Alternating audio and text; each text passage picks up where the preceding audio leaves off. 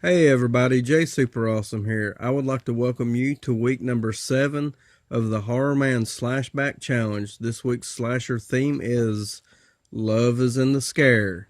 Now, Love is in the Scare is a direct reference to the excellent Scream Factory sale that is going on this week, but I am moving over to 88 Films Slasher Classics collection for my review this week, and I will be doing a review for X-Ray, also known as Hospital Massacre.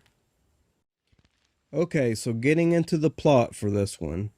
Few of the slasher flicks from the genre's golden age can match X-Ray's glorious, gory mix of masked maniac menace and intestinal opening extravaganza.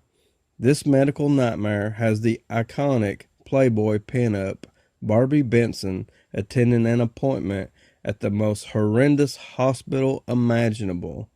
Perhaps a damning indictment of the American health service. Our beautiful brunette is not permitted to leave her ward, subject to a series of body inspections and blood tests, and stalked from corridor to corridor by a strange, weapon-wielding psychopath. X-Ray remains one of the most demented slice and dice epics ever unleashed. I chose to review X-Ray this week because it relates to our theme, because it takes place on Valentine's Day. It has two different time periods of the movie. The first time period is 1961, and then it moves forward 19 years later on Valentine's Day. So it relates because it takes place on Valentine's Day and it has a killer who is obsessed with a girl. Okay, so the movie starts off in 1961 at Susan's house. That's the text we get that comes up on the screen. There's a little boy and a little girl whose name is Susan. They're sitting on the floor. They're playing with a train set. Now, initially, I was thinking that this was Susan's brother, and then later kind of got to thinking that this was her date because this is taking place on Valentine's Day. It didn't really explain it. You just kind of had to put two and two together. Because outside the window, there's a creepy kid looking in, kind of stalking Susan, and he's obsessed with her. He knocks on the front door and leaves a Valentine's card out there, and she answers the door, discovers the card, and comes back in, and her and the boy are looking at it and they're laughing. They crumble it up and throw it on the floor. So Susan decides she wants some cake and goes off to the kitchen and pulls out the most awesome knife that you could possibly imagine to cut this cake with. This knife is so awesome that if Michael Myers had this knife, he would be so happy that he would be dancing on the ceiling with Lionel Richie. That is how awesome this knife is. This knife is an absolute cake destroyer. And a matter of fact, if I was the director of this movie, this knife would be the killer's weapon of choice. It's so cool. Okay, so after the tragic events of the opening sequence, we move 19 years ahead to present time, where Susan is about to be on her way to the hospital to get some routine test results back. But before she goes, she has to meet with her ex-husband first, and there is clearly some tension between the two. Then the current boyfriend shows up, and off to the hospital she goes. Upon arriving to the hospital, he conveniently parks right in front of the front door and drops Susan off. So as Susan approaches the hospital, we get our first look at the killer. And he has perfect timing as he knows the exact moment of her arrival. So he's staring down at her through a window. And he looks really cool. I like the killer in this movie. I like his surgical outfit. I just thought it was perfect for the hospital theme of the movie.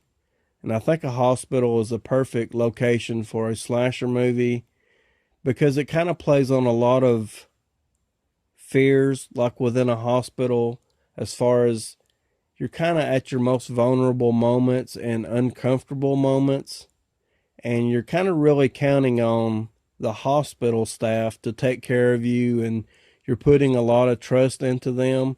And this hospital right here is just not a place for that.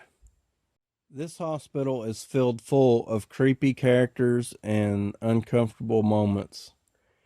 So there's a creepy janitor. There's a creepy guy in an elevator with his cheeseburger who later on is walking around conveniently just drinking and doing whatever he wants.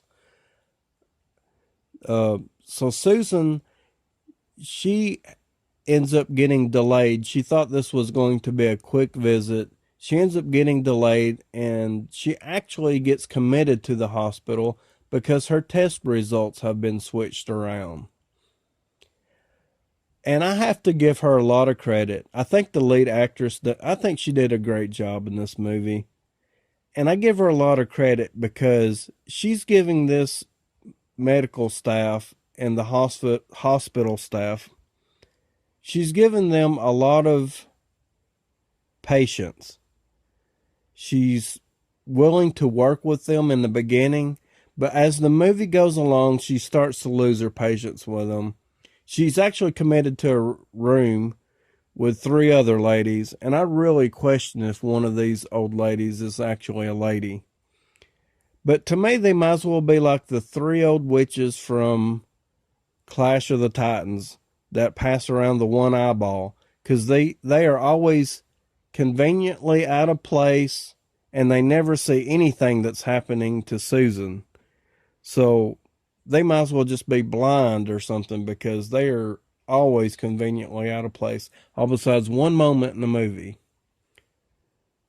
And I'm still not sure that one is a female.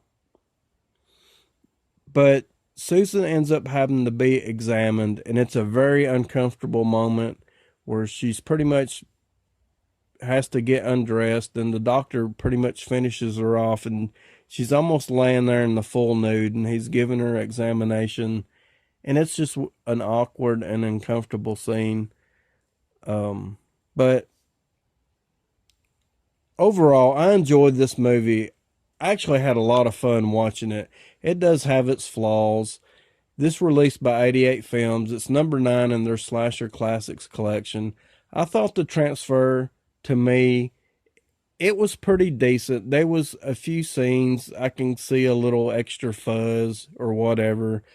It didn't really bother me. I didn't mind it. I thought the audio was good. I thought the score to the movie was good. And I would actually almost think it was great. It definitely has the 80s slasher vibe to it. It could almost be reminiscent of one of the early Friday the 13th movies. But what goes wrong with this score is that they sort of add this chanting to it, and it almost kills it. But overall, I kind of do like it. If it didn't have the chanting, the score would be really cool. But overall, I really enjoyed this movie. I thought there were some good kills in it. The killer, he mixes it up pretty good.